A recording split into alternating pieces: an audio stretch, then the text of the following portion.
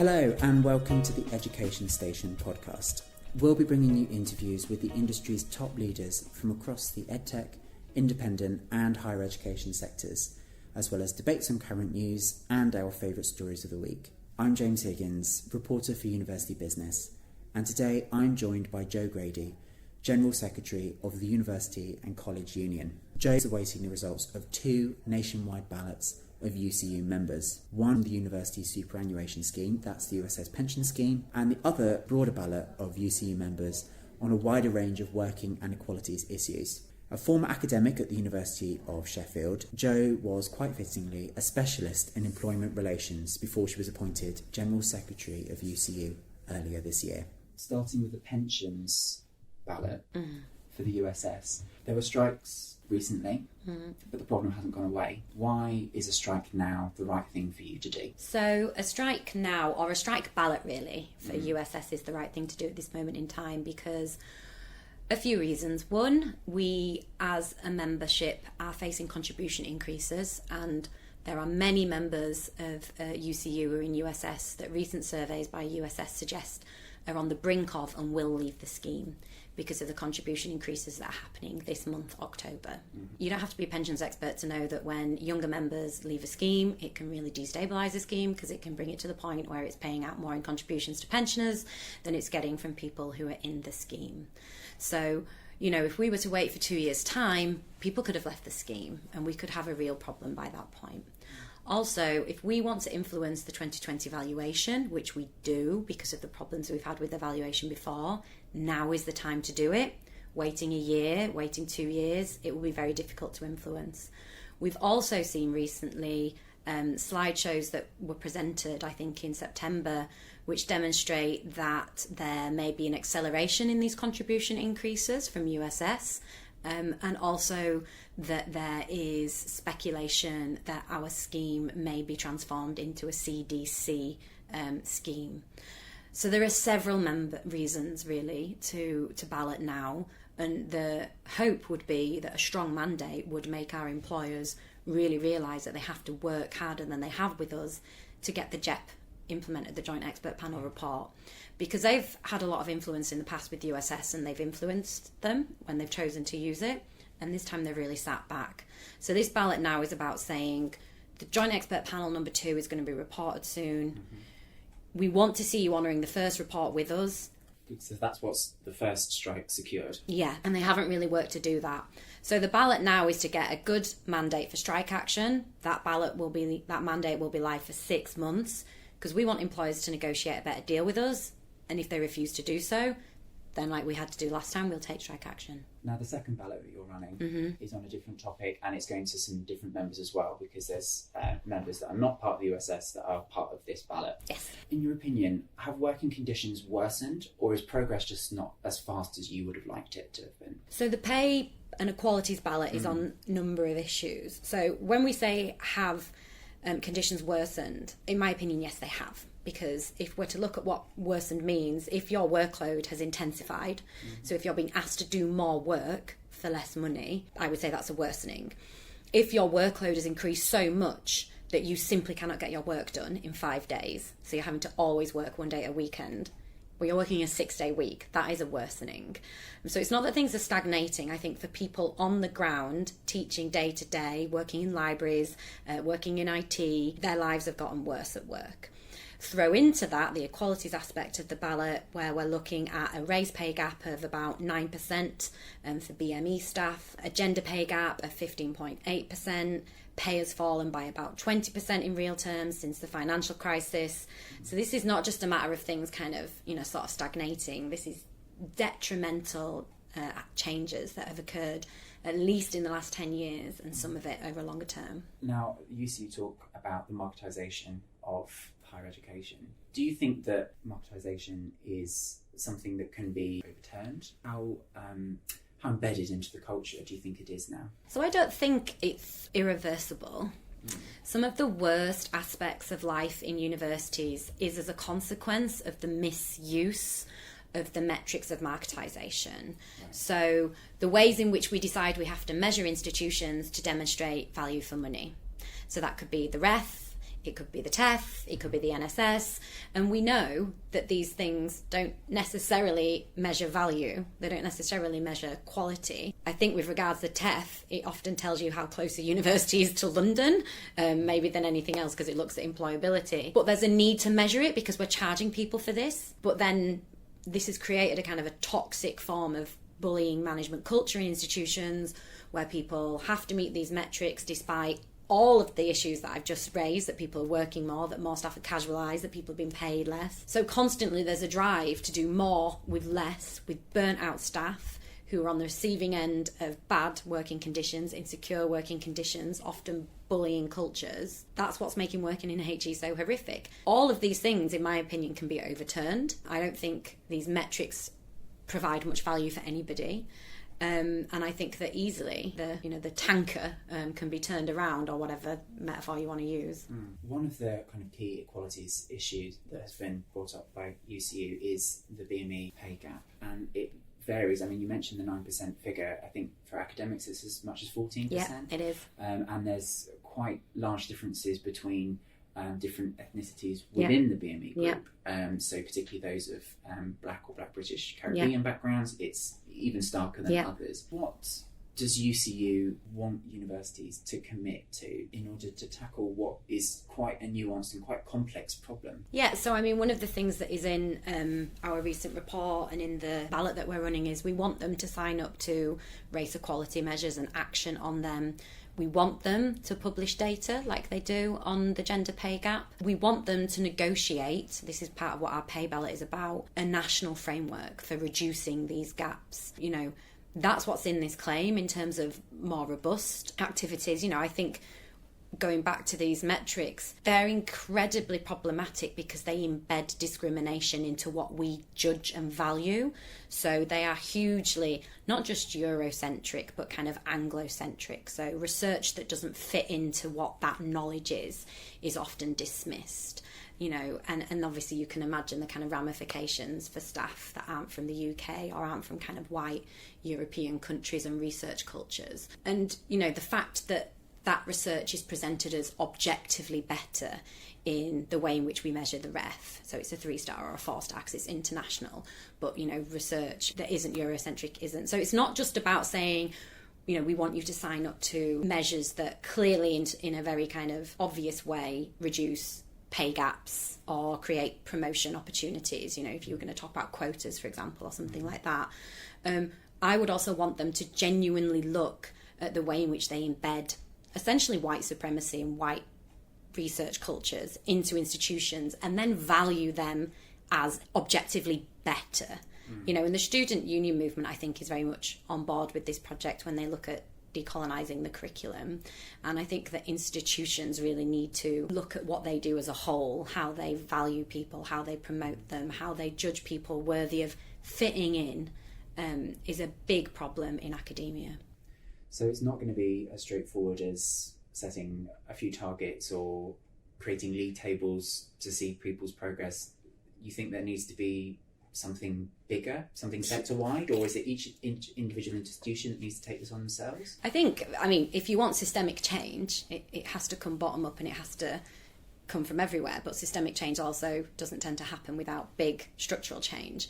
And I think that the big issues that I was just referring to in terms of how we value research, they are set by things like ref, and they are set by panels, and they are set by, you know, promotion boards. And yeah, the change has to come everywhere, and it has to be cultural, and it has to be willing to acknowledge that the academy as it currently functions is essentially white supremacist. Now, obviously, the ballot at the moment, I suppose potentially one of the challenges that needs to be overcome is the turnout issue. If turnout is the thing that sort of maybe scuppers this potential strike action, what would be UCU's next step? So I think what I would say is that the turnout's going to be a strange one because obviously the ballot is disaggregated. So every branch is running their own ballot. So there will be a national average of what we get, but then there will inevitably be a good number of branches that hit threshold. So again, as I was saying earlier with USS, employers would be foolish if not every branch across the UK gets threshold, but if a real significant amount do, and if nationally that average is high, for employers to use the Trade Union Act in 2016 to say, oh, we don't have to do anything about this because you didn't get it everywhere, would be an incredible act of ignorance, and would really be suggesting they think they can act with impunity and not listen to what staff are telling them just because we haven't been able to clear what are very high thresholds. So there may or may not be strike action, but what the ballot will produce, in my mind, is a very strong mandate and leverage for continued negotiations, and for us to say to employers, we are the ones that are wanting to tackle the moral stain of casualisation. We are the ones that are wanting to address with you disability pay gaps, ethnicity pay gaps, gender pay gaps, and you cannot ignore us just because technically, according to this piece of legislation, we haven't met this requirement. And I think it would be shameful if they did. Are you confident that the result, when it is produced, is going to bring senior leaders within HE to the table? And are you confident that they're going to engage with your...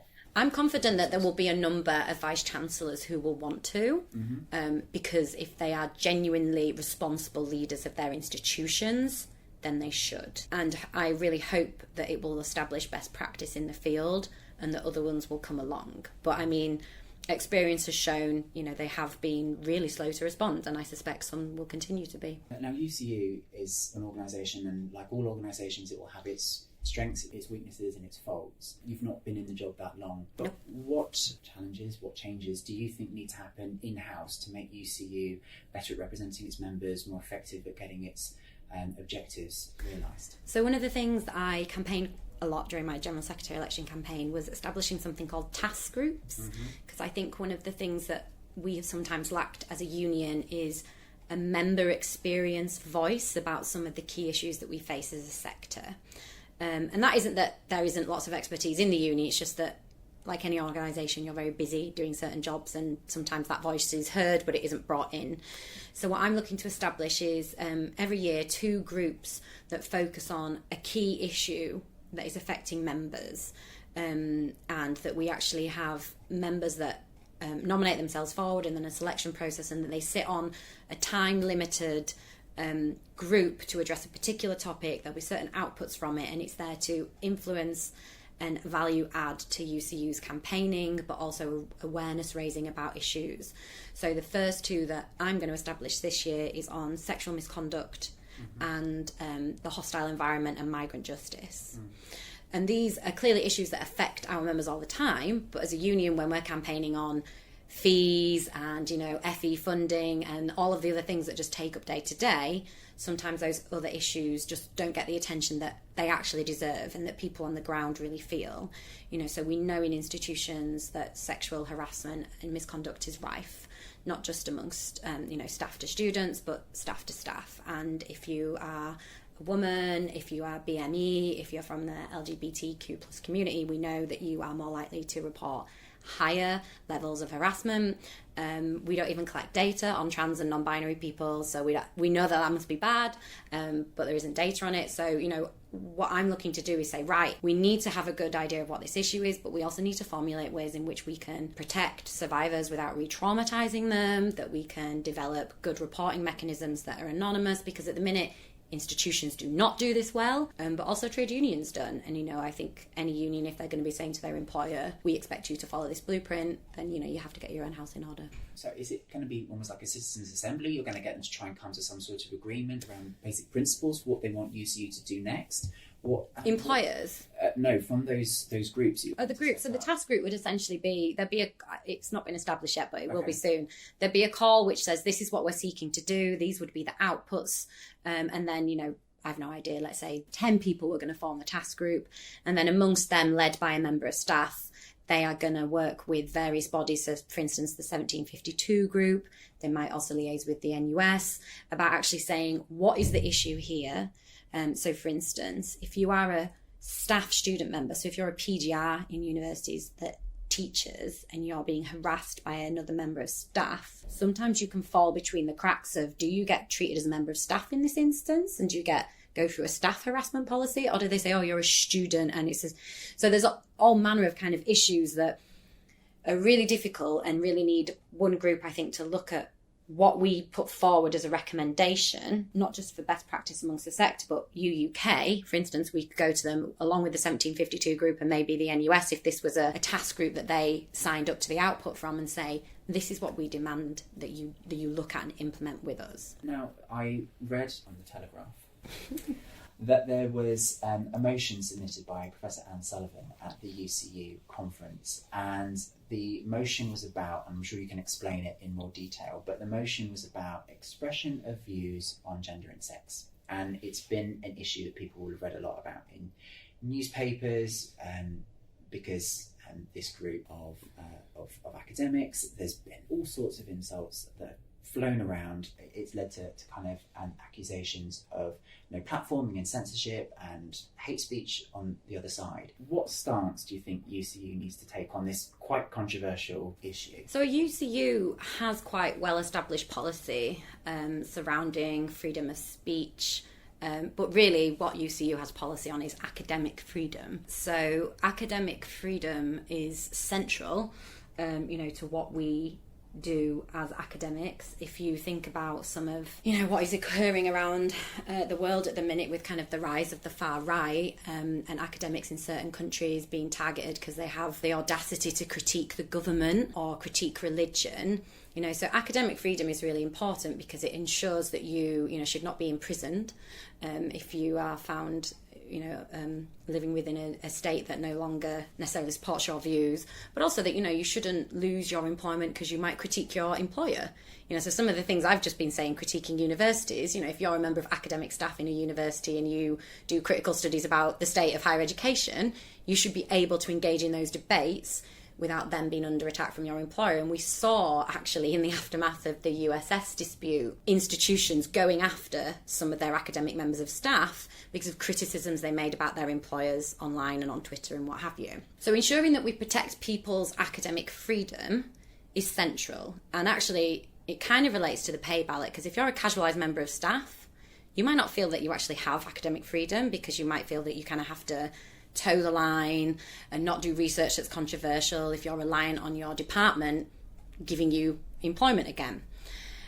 Now, to me, that is very different to people feeling that they should have the freedom to do other things that might be use somebody's wrong name, use their wrong pronouns, misgender them deliberately, because that's what they have a particular kind of conception within their academic theory of.